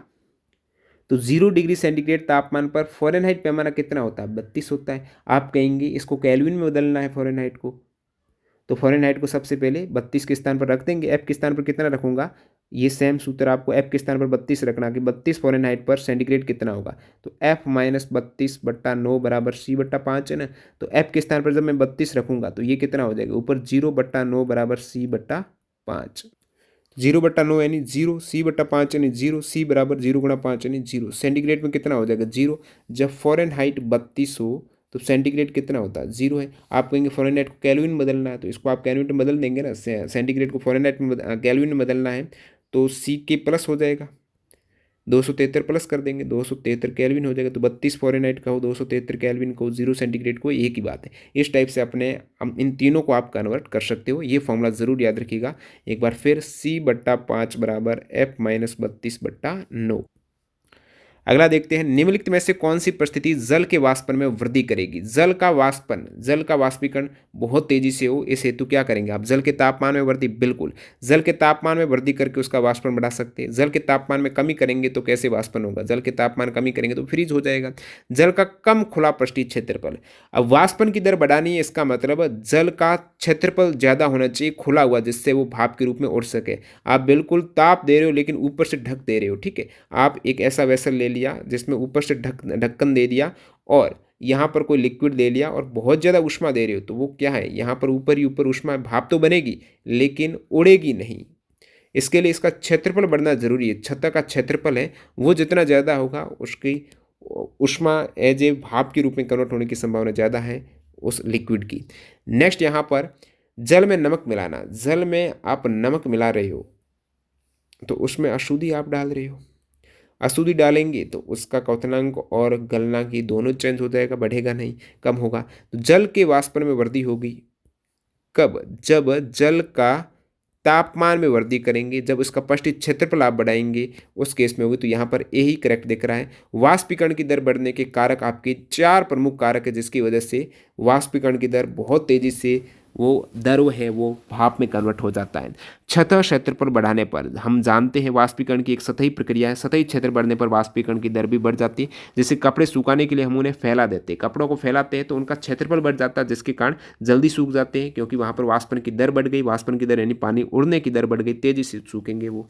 तापमान में वृद्धि करके सतह क्षेत्रफल बढ़ाएंगे तब वाष्पीकरण की दर बढ़ेगी। तापमान बढ़ा रहे, तापमान बढ़ने पर अधिक कणों को पर्याप्त गतिज ऊर्जा मिलेगी। जितना ज़्यादा टेम्परेचर है कणों की गतिज ऊर्जा बढ़ जाएगी, और गतिज ऊर्जा बढ़ने पर वो ज़्यादा गति तेजी से उड़ जाएंगे, वाष्पीकृत हो जाएंगे।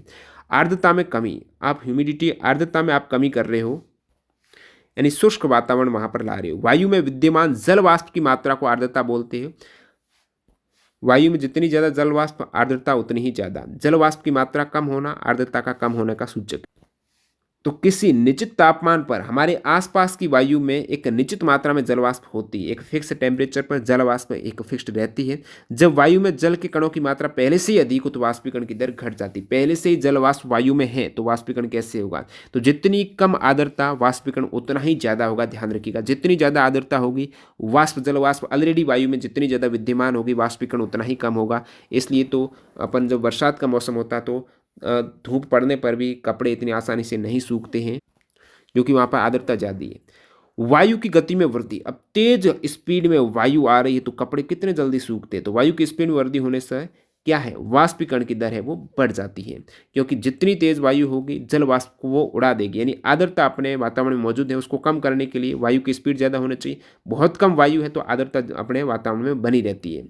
नेक्स्ट अपना सवाल है, निम्नलिखित में से किन परिस्थितियों में हाइड्रोजन गैस के अणुओं के मध्य दूरी बढ़ेगी? हाइड्रोजन गैस के अणुओं के मध्य दूरी किस परिस्थितियों में बढ़ेगी? देख लो विकल्प। हाइड्रोजन गैस के अणुओं के मध्य दूरी बंद पात्र में भरी हाइड्रोजन गैस पर दाब बढ़ाकर। बंद पात्र है और दाब बढ़ा रहे, कंप्रेस करे, दूरी कहाँ बढ़ेगी? घटेगी ना। कुछ हाइड्रोजन गैस का पात्र में रिसाव होने पर, अब हाइड्रोजन गैस है वो लीक हो रही है, पात्र से लीक हो रही है।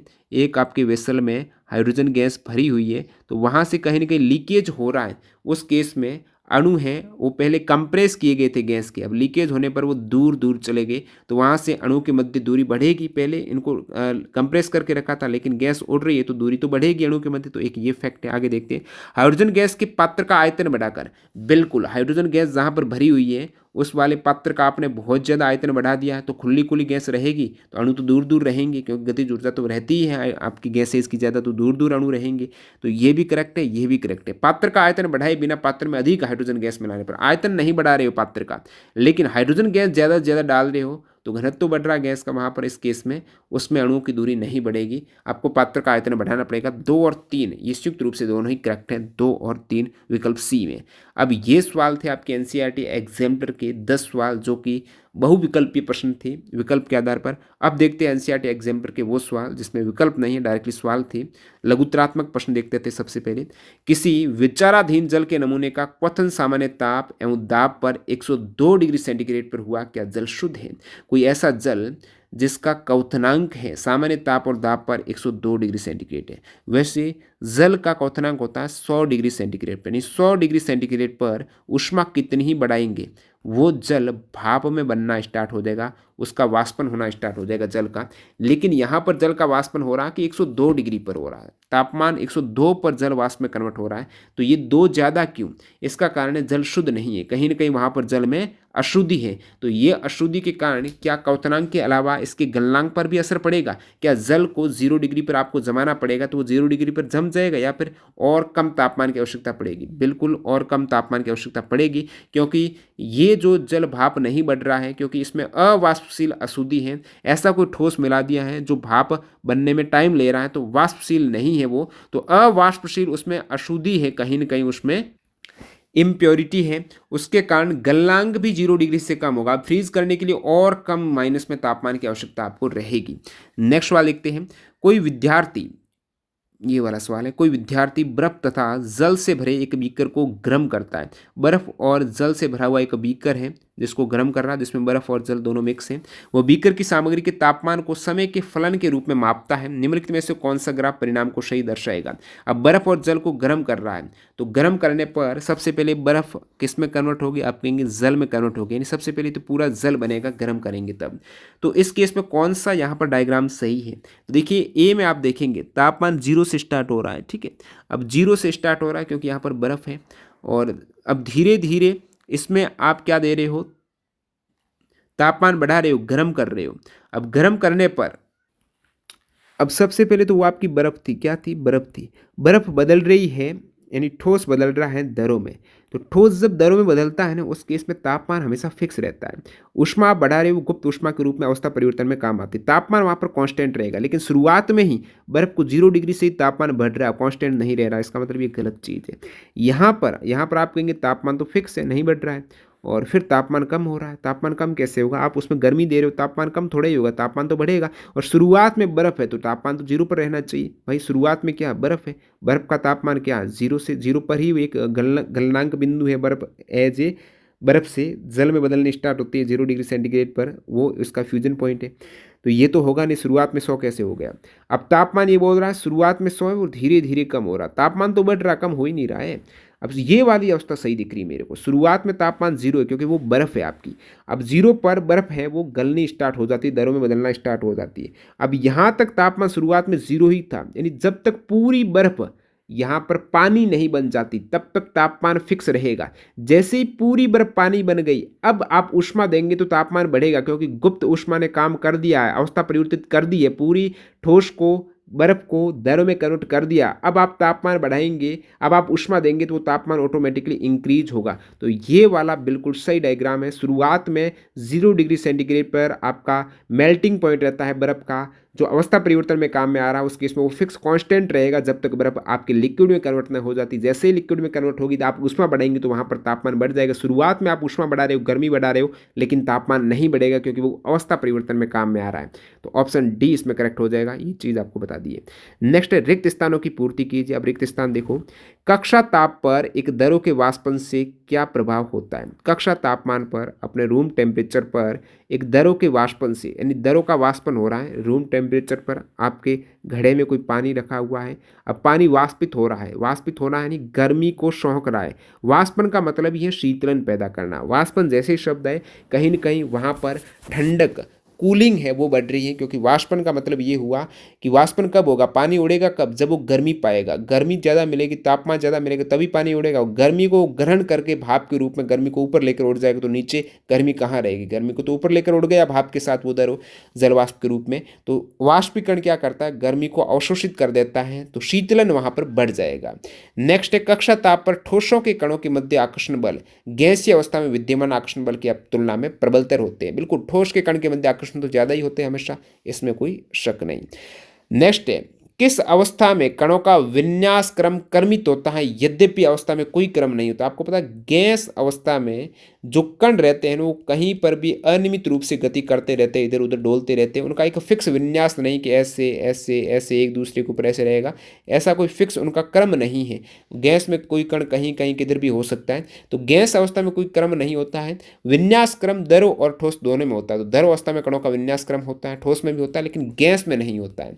नेक्स्ट अपना है ठोस अवस्था से गुजरे बिना सीधी गैस अवस्था में परिवर्तन। ठोस सीधे गैस में, यानी ठोस दरों में जाना चाहिए फिर गैस में जाना चाहिए, लेकिन द्रव अवस्था में गुजरे बिना सीधे गैस में परिवर्तन आपका ऊर्ध्वपातन कहलाता है।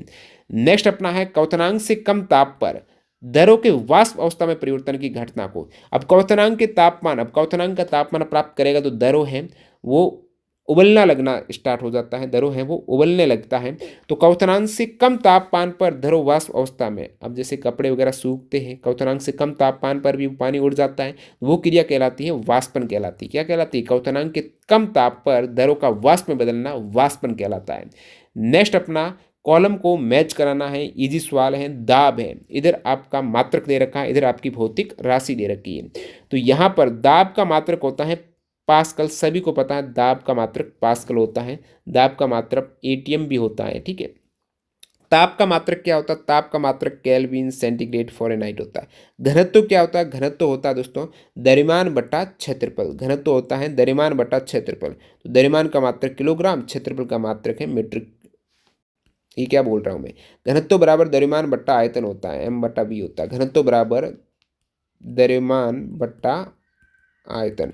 घनत्व का मतलब इकाई आयतन में कितना द्रव्यमान है। जैसे कोई घनत्व ले लिया, एक आयतन ले लिया 1 लीटर, तो 1 लीटर आयतन में द्रव्यमान कितना हुआ, मास कितना हुआ, वही तो आपका घनत्व है, डेंसिटी है। घनत्व बराबर द्रव्यमान बटा आयतन। द्रव्यमान का मात्रक क्या होता है दोस्तों? किलोग्राम होता है। आयतन का होता है मीटर क्यूब, घन मीटर होता है, ठीक है। तो केजी पर मीटर क्यूब, ये आपका घनत्व का मात्रक हो जाएगा। नेक्स्ट द्रव्यमान का मात्रक क्या होता है? आप कहेंगे द्रव्यमान का मात्रक होता है किलोग्राम। अब किलोग्राम जो द्रव्यमान का मात्रक होता है ना, मैं आपको पूछ लूँ कि आपका द्रव्यमान है 36 किलोग्राम है पृथ्वी पर, तो चंद्रमा पर आपका द्रव्यमान कितना होगा? आप कहेंगे सीधा मैं 6 से भाग दूंगा क्योंकि 1/6 होता है मून पर, तो मेरा 6 किलोग्राम हो जाएगा। नहीं, गलत है। द्रव्यमान हमेशा फिक्स रहता है। सहती है ना द्रव्यमान, मास, वो किसी भी ग्रह पर चले जाएंगे वो तो फिक्स रहेगा ही रहेगा। बदलता क्या है? बदलता भार है। भार का मात्रक होता है न्यूटन। द्रव्यमान कभी चेंज नहीं होता, वो मात्रक द्रव्यमान का होता है किलोग्राम। नेक्स्ट आयतन, वॉल्यूम। वॉल्यूम होता है क्यूबिक मीटर, मीटर क्यूब आपका हो जाएगा घन मीटर में। तो ये आपका सही मैचिंग हो जाएगी। एक और आप मात्रक देख सकते हो बिल्कुल इजी, तापमान का केल्विन, लंबाई का मीटर, सहती का किलोग्राम, भार का न्यूटन, आयतन का घन मीटर होता है, मीटर क्यूब होता है, घनत्व का द्रव्यमान बट्टा आयतन होता है किलोग्राम प्रति घन मीटर, दाब का पास्कल होता है।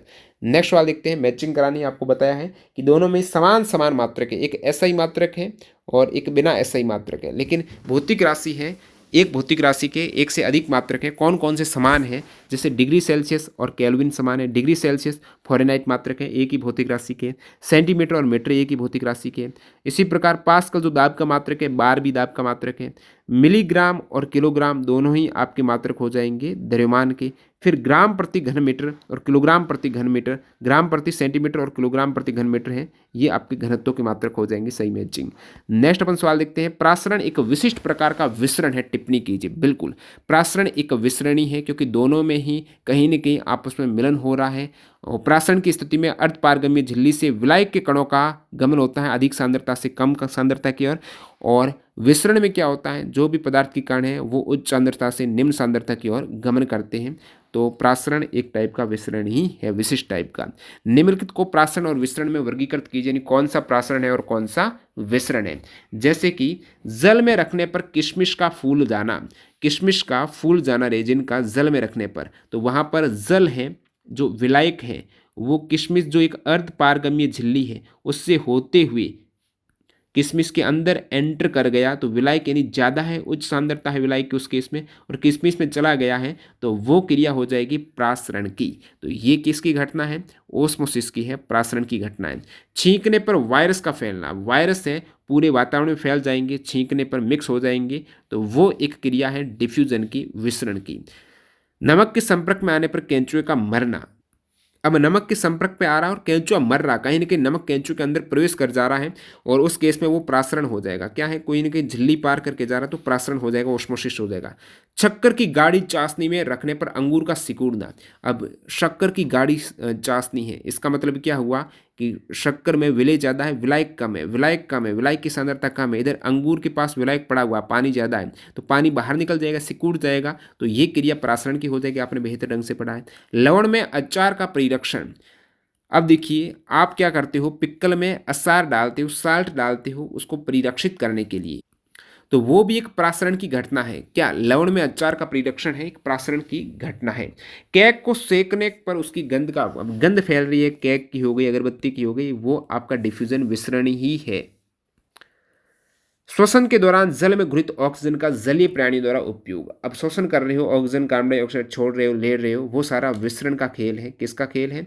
डिफ्यूजन का खेल है।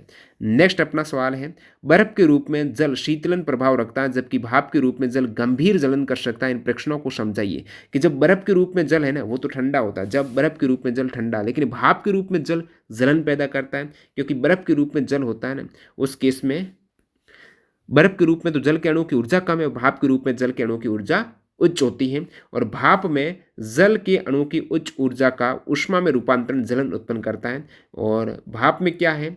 ऊर्जा ज़्यादा है, क्योंकि भाप जल से भाप बनी है ना, तो उस केस में उसके अंदर गुप्त ऊष्मा शामिल हो गई और गुप्त ऊष्मा से गर्मी बढ़ गई, सो वहाँ पर जलन पैदा करेगा।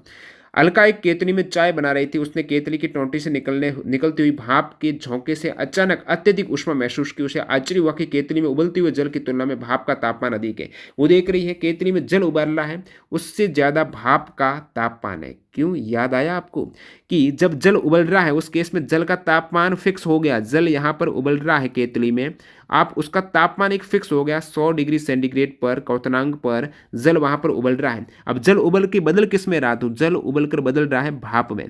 अब आप कहेंगे मैं यहाँ पर ऊष्मा बढ़ा रहा हूँ लेकिन जल का तापमान फिक्स रह रहा, तो ऊष्मा जा किस में रही, तो वो कहेंगे आप एक्स्ट्रा ऊष्मा उस भाप में चली जा रही है, उसकी अवस्था परिवर्तन में जा रही है, तो भाप के साथ एक्स्ट्रा ऊष्मा है ना इस जल के अपेक्षा, तो वो एक्स्ट्रा ऊष्मा ज़्यादा गर्मी की है और यही आपको गर्मी देती है भाप। और जल वही फिक्स टेम्परेचर पर पड़ा हुआ है, ज़्यादा आप जैसे ही ऊष्मा देंगे तो वो भाप में बदलना स्टार्ट होगा, अवस्था में बदलना चेंज करना स्टार्ट करेगा, उस केस में ये आपका सही सॉल्यूशन। नेक्स्ट आपका सवाल, गर्म जल युक्त एक कांच के पात्र को रेफ्रिजरेटर के फ्रीजर प्रभाग में रखा है, तो बिल्कुल गर्म जल युक्त आपका एक कांच का पात्र है जिसमें गर्म जल है, उसको आपने फ्रीजर में रख दिया जिसका तापमान 0 डिग्री से कम है। यदि आप पात्र की अंतर वस्तु के ताप का मापन कर सके तो निम्नलिखित ग्राफ में से कौन से समय के फलन के साथ ताप में परिवर्तन को सही निरूपित करता है। अब आपने गर्म चीज है, गर्म जल है, वो फ्रीजर में डाल दिया है, अब किस टाइप से वो गर्म जल है वो कन्वर्ट होगा, फ्रीज होगा, वो लिक्विड में आपके जल है ना वो ठोस में बर्फ में बदलना स्टार्ट करेगा, किस टाइप से, कौन से तापमान पर, कौन सा यहाँ पर ग्राफ है, करो है वो सही रहेगा समय के साथ।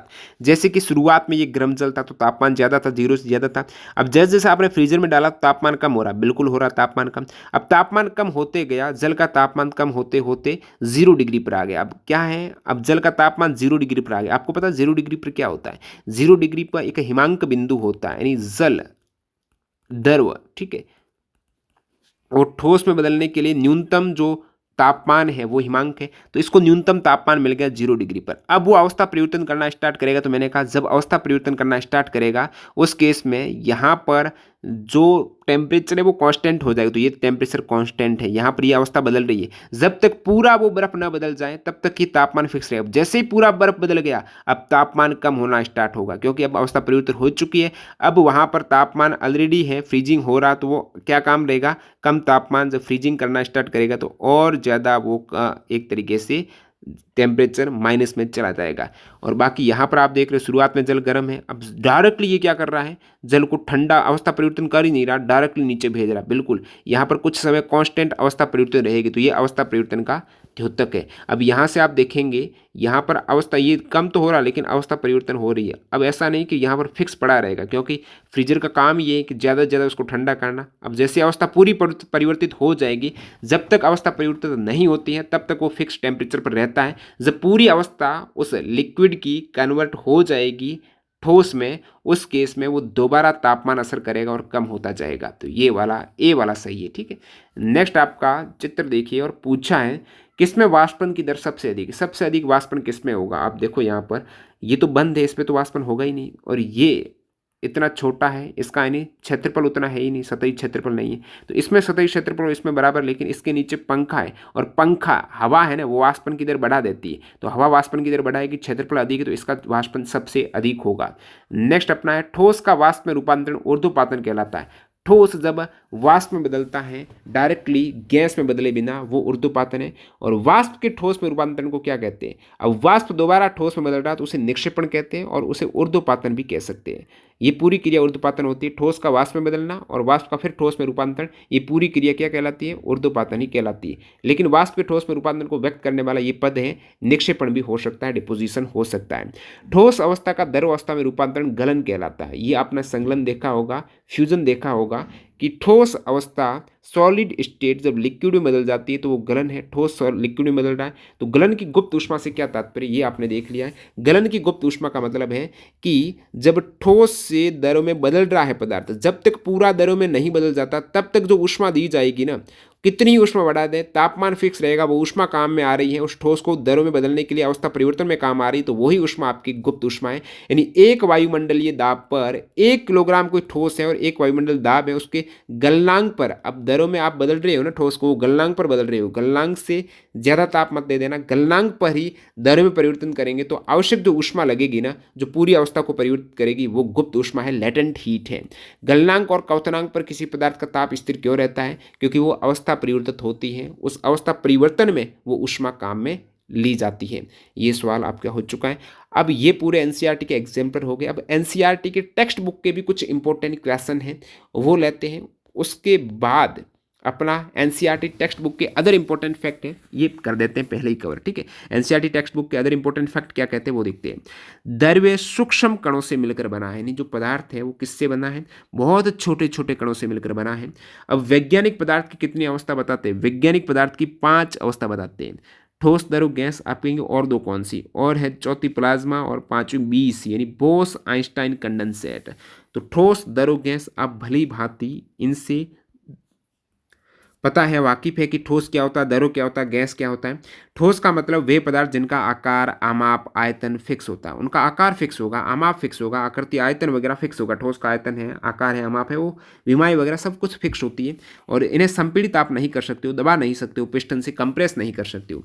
द्रव अवस्था में आयतन फिक्स नहीं होता, द्रव का आकार फिक्स नहीं होता, आयतन तो होता ही है। जैसे द्रव है, 1 लीटर आपने जल ले लिया तो 1 लीटर वो फिक्स है ना, आयतन की 1 लीटर है, लेकिन उस 1 लीटर को जिस भी बर्तन में डालेंगे ना वो उसी बर्तन का आकार ले लेगा। 1 लीटर को आपने डाल दिया कोई भगोने में तो वो भगोने के आकार में आ गया इस टाइप से, और 1 लीटर को आपने डाल दिया इस प्रकार कोई शंक्वाकार बर्तन में डाल दिया तो उसी शेप में जल आ जाएगा। तो उस जिस भी वेसल में आप बर्तन में डाल रहे हो उसी का आकार वो ले रहा, तो आकार अनिश्चित होता है द्रव अवस्था में और संपीड़ित नहीं किया जा सकता। इन्हें भी आप ऐसे नहीं कि कंप्रेस कर दो द्रव को। गैस की अवस्था वे पदार्थ जिनका आयतन वो आकार दोनों ही अनिश्चित है। अब ठोस का आकार आयतन दोनों फिक्स था, द्रव का आयतन है वो फिक्स था, आकार नहीं था। गैस में कुछ भी फिक्स नहीं है और गैस को संपीड़ित आप कर सकते हो। ये 3 अवस्था हो गई। इसके अतिरिक्त यहाँ पर प्लाज्मा अवस्था क्या होती है, तो प्लाज्मा अवस्था का मतलब गैस का आयनीकरण होना। इस अवस्था में कण अत्यधिक ऊर्जा वाले और अधिक उत्तेजित होता है। प्लाज्मा में कणों के पास ऊर्जा बहुत ज्यादा होती है, ये कण आयनीकृत गैस के रूप में होते हैं। तो प्लाज्मा में क्या होता है, गैसों का आयनीकरण किया जाता है। आयनीकृत गैस ही प्लाज्मा है। जैसे आप नियॉन बल्ब में देखते हो तो प्लाज्मा देखने को मिलती है, फ्लोरोसेंट ट्यूब में प्लाज्मा देखने को मिलती है। नियॉन बल्ब के अंदर नियॉन गैस है, फ्लोरोसेंट ट्यूब के अंदर हीलियम या कोई अन्य गैस है। अब जब इन नियॉन बल्ब को अब आप विद्युत ऊर्जा देंगे, आप इलेक्ट्रिक एनर्जी देंगे, इसमें धारा प्रवाहित करेंगे तो नियॉन बल्ब के अंदर की गैस है ना वो आयनीकृत हो जाएगी, यानी नियॉन गैस आयनीकृत हो जाएगी और यहाँ पर हीलियम गैस आयनीकृत हो जाएगी। तो ये आयनीकृत यानी आवेशित हो जाएगी और आवेशित होने से ट्यूब या बल्ब के अंदर चमकीला प्लाज्मा तैयार करती है। जैसे ही गैस से आवेशित होगी तो वहाँ पर आपको एक चमकीला प्लाज्मा दिखाई देगा। यही पदार्थ की अवस्था है प्लाज्मा अवस्था, जहाँ पर गैस है वो आयनीकृत होकर आपको एक चमकीला प्लाज्मा देती है। और प्लाज्मा आपको कहाँ पर देखने को मिलता है, तो प्लाज्मा के कारण ही सूर्य और तारों में भी चमक होती है। सूर्य और तारों में भी क्या होता है, प्लाज्मा होता है, जो उच्च तापमान के कारण ही तारों में प्लाज्मा बनाता है। क्योंकि सूर्य में क्या होता है, हाइड्रोजन हीलियम ये गैसें ही तो है और बहुत ज़्यादा तापमान तो आयनीकृत हो जाती है, उसी के कारण वो चमक पैदा करती है। अब Bose Einstein condensate, Bose Einstein condensate BC अवस्था, जिसे आप शॉर्ट में कहेंगे बीसी। अब सबसे पहले बोस का मतलब क्या हुआ, तो सत्येंद्र नाथ बोस है। आइंस्टीन यानी जो अल्बर्ट आइंस्टीन वैज्ञानिक है। तो 1920 में भारतीय भौतिक वैज्ञानिक सत्येंद्र नाथ बोस ने पदार्थ की 5वीं अवस्था के लिए कुछ गणनाएं की थी, कैलकुलेशन की थी। उन गणनाओं के आधार पर अल्बर्ट आइंस्टीन ने पदार्थ की एक नई अवस्था की भविष्यवाणी की, जिसे बोस आइंस्टीन कंडेंसेट कहते हैं। सत्येंद्र नाथ बोस ने गणनाएं की और आइंस्टीन ने यहाँ पर उन गणनाओं के बेस पर यह पदार्थ की एक और अवस्था निकाली। और ये जो बोस आइंस्टीन कंडेंसेट अवस्था है, इसकी क्या विशेषता है कि सामान्य वायु के घनत्व को 1,00,000वें भाग जितने कम घनत्व वाली, जितनी अपन सामान्य वायु आपको घनत्व देखने को मिलता है, उस घनत्व का 1,00,000वां भाग कर दो। कितना, 1,00,000वां भाग। बहुत ज्यादा कण दूर दूर हो जाएंगे, घनत्व कम हो जाएगा। 1,00,000वां भाग करके अब बहुत कम तापमान पर उसको ठंडा कर दो। एक ऐसी वायु ले ली जिसका घनत्व सामान्य वायु से 1,00,000वां भाग करके उसको ठंडा करना स्टार्ट किया बहुत कम तापमान पर, तब आपको मिलेगी बीसी अवस्था। और इस हेतु आगे काम किया था। और एक वेरी इंपॉर्टेंट सवाल यहाँ से काफी बार पूछती है टीसीएस, 2001 में पूछ ले आपको, भौतिक विज्ञान का नोबेल पुरस्कार किसे दिया गया जो पदार्थ की ये बोस आइंस्टीन कंडेंसेट अवस्था से जुड़ा हुआ है। तो अमेरिका के एरिक ए कॉर्नेल, वुल्फगैंग कैटरले, कॉर्ल ई वेमन, इनको बोस आइंस्टाइन कंडेंसेशन की अवस्था प्राप्त करने के लिए भौतिकी में नोबेल पुरस्कार दिया गया 2001 में। कॉर्नेल कैटरले वेमन, कॉर्नेल कैटरले वेमन को 2001 में नोबेल प्राइज दिया गया। अब देखते हैं और कुछ फैक्ट। ठोसों के कणों में आकर्षण बल सबसे अधिक होता है, सभी को पता है। ठोस के कण नजदीक होते हैं, आकर्षण अधिक होता है। गैसों में सबसे कम होता है और द्रव बीच में। ठोस के कणों में ठोसों को निहित करने वाले कणों के बीच का रिक्त स्थान, गतिज ऊर्जा न्यूनतम होती है। ठोस के कणों के मध्य रिक्त स्थान बहुत कम होता है और गतिज ऊर्जा भी बहुत कम होती है। रिक्त स्थान नहीं होगा तो ठोस के कण कहाँ जाएंगे भागकर, गतिज ऊर्जा कहाँ प्राप्त करेंगे। गैसों के कण में अधिकतम आपका रिक्त स्थान और गतिज ऊर्जा भी अधिकतम। ठोसों के लिए उनके कणों की व्यवस्था अत्यधिक क्रमित है। अब इससे पहले आपने विन्यास क्रम देखा होगा, ठोस में क्रमिक व्यवस्था देखने को मिलती है। द्रव्यों में कणों की परतें एक दूसरे पर फिसल व स्खलित हो सकती है। गैसों में कोई क्रम नहीं होता है, अनियमित रूप से विचरण करते हैं कण। पदार्थ की अवस्था में परिवर्तन, ताप और दाब में परिवर्तन करके आप पदार्थ की अवस्था बदल सकते हो। ठोस से द्रव, द्रव से गैस, ताप और दाब का खेल है सब कुछ। ऊर्ध्वपातन प्रक्रम में ठोस पदार्थ डायरेक्टली गैस में कन्वर्ट होता है। निक्षेपण में गैस सीधे ही ठोस में बदलती है। अब यहाँ पर ये भी देख लेते हैं लास्ट फैक्ट, एटमॉस्फेयर गैसीय दाब। मैंने कहा कि दाब का मात्रक पास्कल भी होता है, एटीएम भी होता है, बार भी होता है। ठीक है, तो यहाँ पर जो एटीएम है ना, एटीएम एटमॉस्फेयर, एटीएम यानी एटमॉस्फेयर, जो ऑटोमेटिक ट्रेलर मशीन नहीं है जो पैसे निकालते वो नहीं। एटमॉस्फेयर गैसीय दाब के मापन का मात्रक है। तो एटीएम भी गैस के दाब का, दाब में से कौन सा गैस का दाब होता है ना, दाब में भी गैस का दाब मापने का मात्रक है एटमॉस्फेयर। गैस का दाब मापने का मात्रक क्या है? एटमॉस्फेयर। दाब का ऐसा ही मात्रक है पास्कल। आप कहेंगे एक एटमॉस्फेयर दाब जो गैस का दाब होता है उसमें कितने पास्कल होते हैं? तो एक एटीएम में यहाँ पर मिसप्रिंट है, 10⁵ हो जाएगा। ठीक है, एक एटीएम बराबर 1.01 गुणा 10⁵ पास्कल। एक एटीएम में कितने होते हैं? लगभग 10⁵ पास्कल होते हैं। तो एटीएम बड़ी यूनिट है। वायुमंडल में वायु का दाब वायुमंडलीय दाब कहलाता है। वायु का दाब कौन सा दाब? वायुमंडलीय दाब, यानी जो वायु दाब लगाती है ना वो वायुमंडलीय दाब है। समुद्र की सतह पर वायुमंडलीय दाब 1 एटमॉस्फेयर होता है। समुद्र की सतह पर जो वायु दाब डालती है ना वो दाब कितने, उसका पैमाना कितना होता है? 1 एटमॉस्फेयर। 1 एटमॉस्फेयर आप अंदाजा लगाइएगा कि समुद्र की सतह पर जाइएगा और वायुमंडल वहां पर जो दाब डालती है वो 1 एटीएम के बराबर है। तो 1 एटीएम बराबर होता है 10⁵ पास्कल के लगभग। और बाकी यहाँ पर जो 1 एटीएम दाब है इसे सामान्य दाब कहते हैं। किसी तत्व के द्रव्यमान प्रति इकाई आयतन को घनत्व कहते हैं। घनत्व बराबर द्रव्यमान बटा आयतन, यानी किलोग्राम पर मीटर क्यूब। अब ये तो एनसीईआरटी के इंपॉर्टेंट फैक्ट हो जाने के बाद एनसीईआरटी टेक्स्ट बुक के कुछ इंपॉर्टेंट सवाल ले लेते हैं एग्जाम्पल के अतिरिक्त।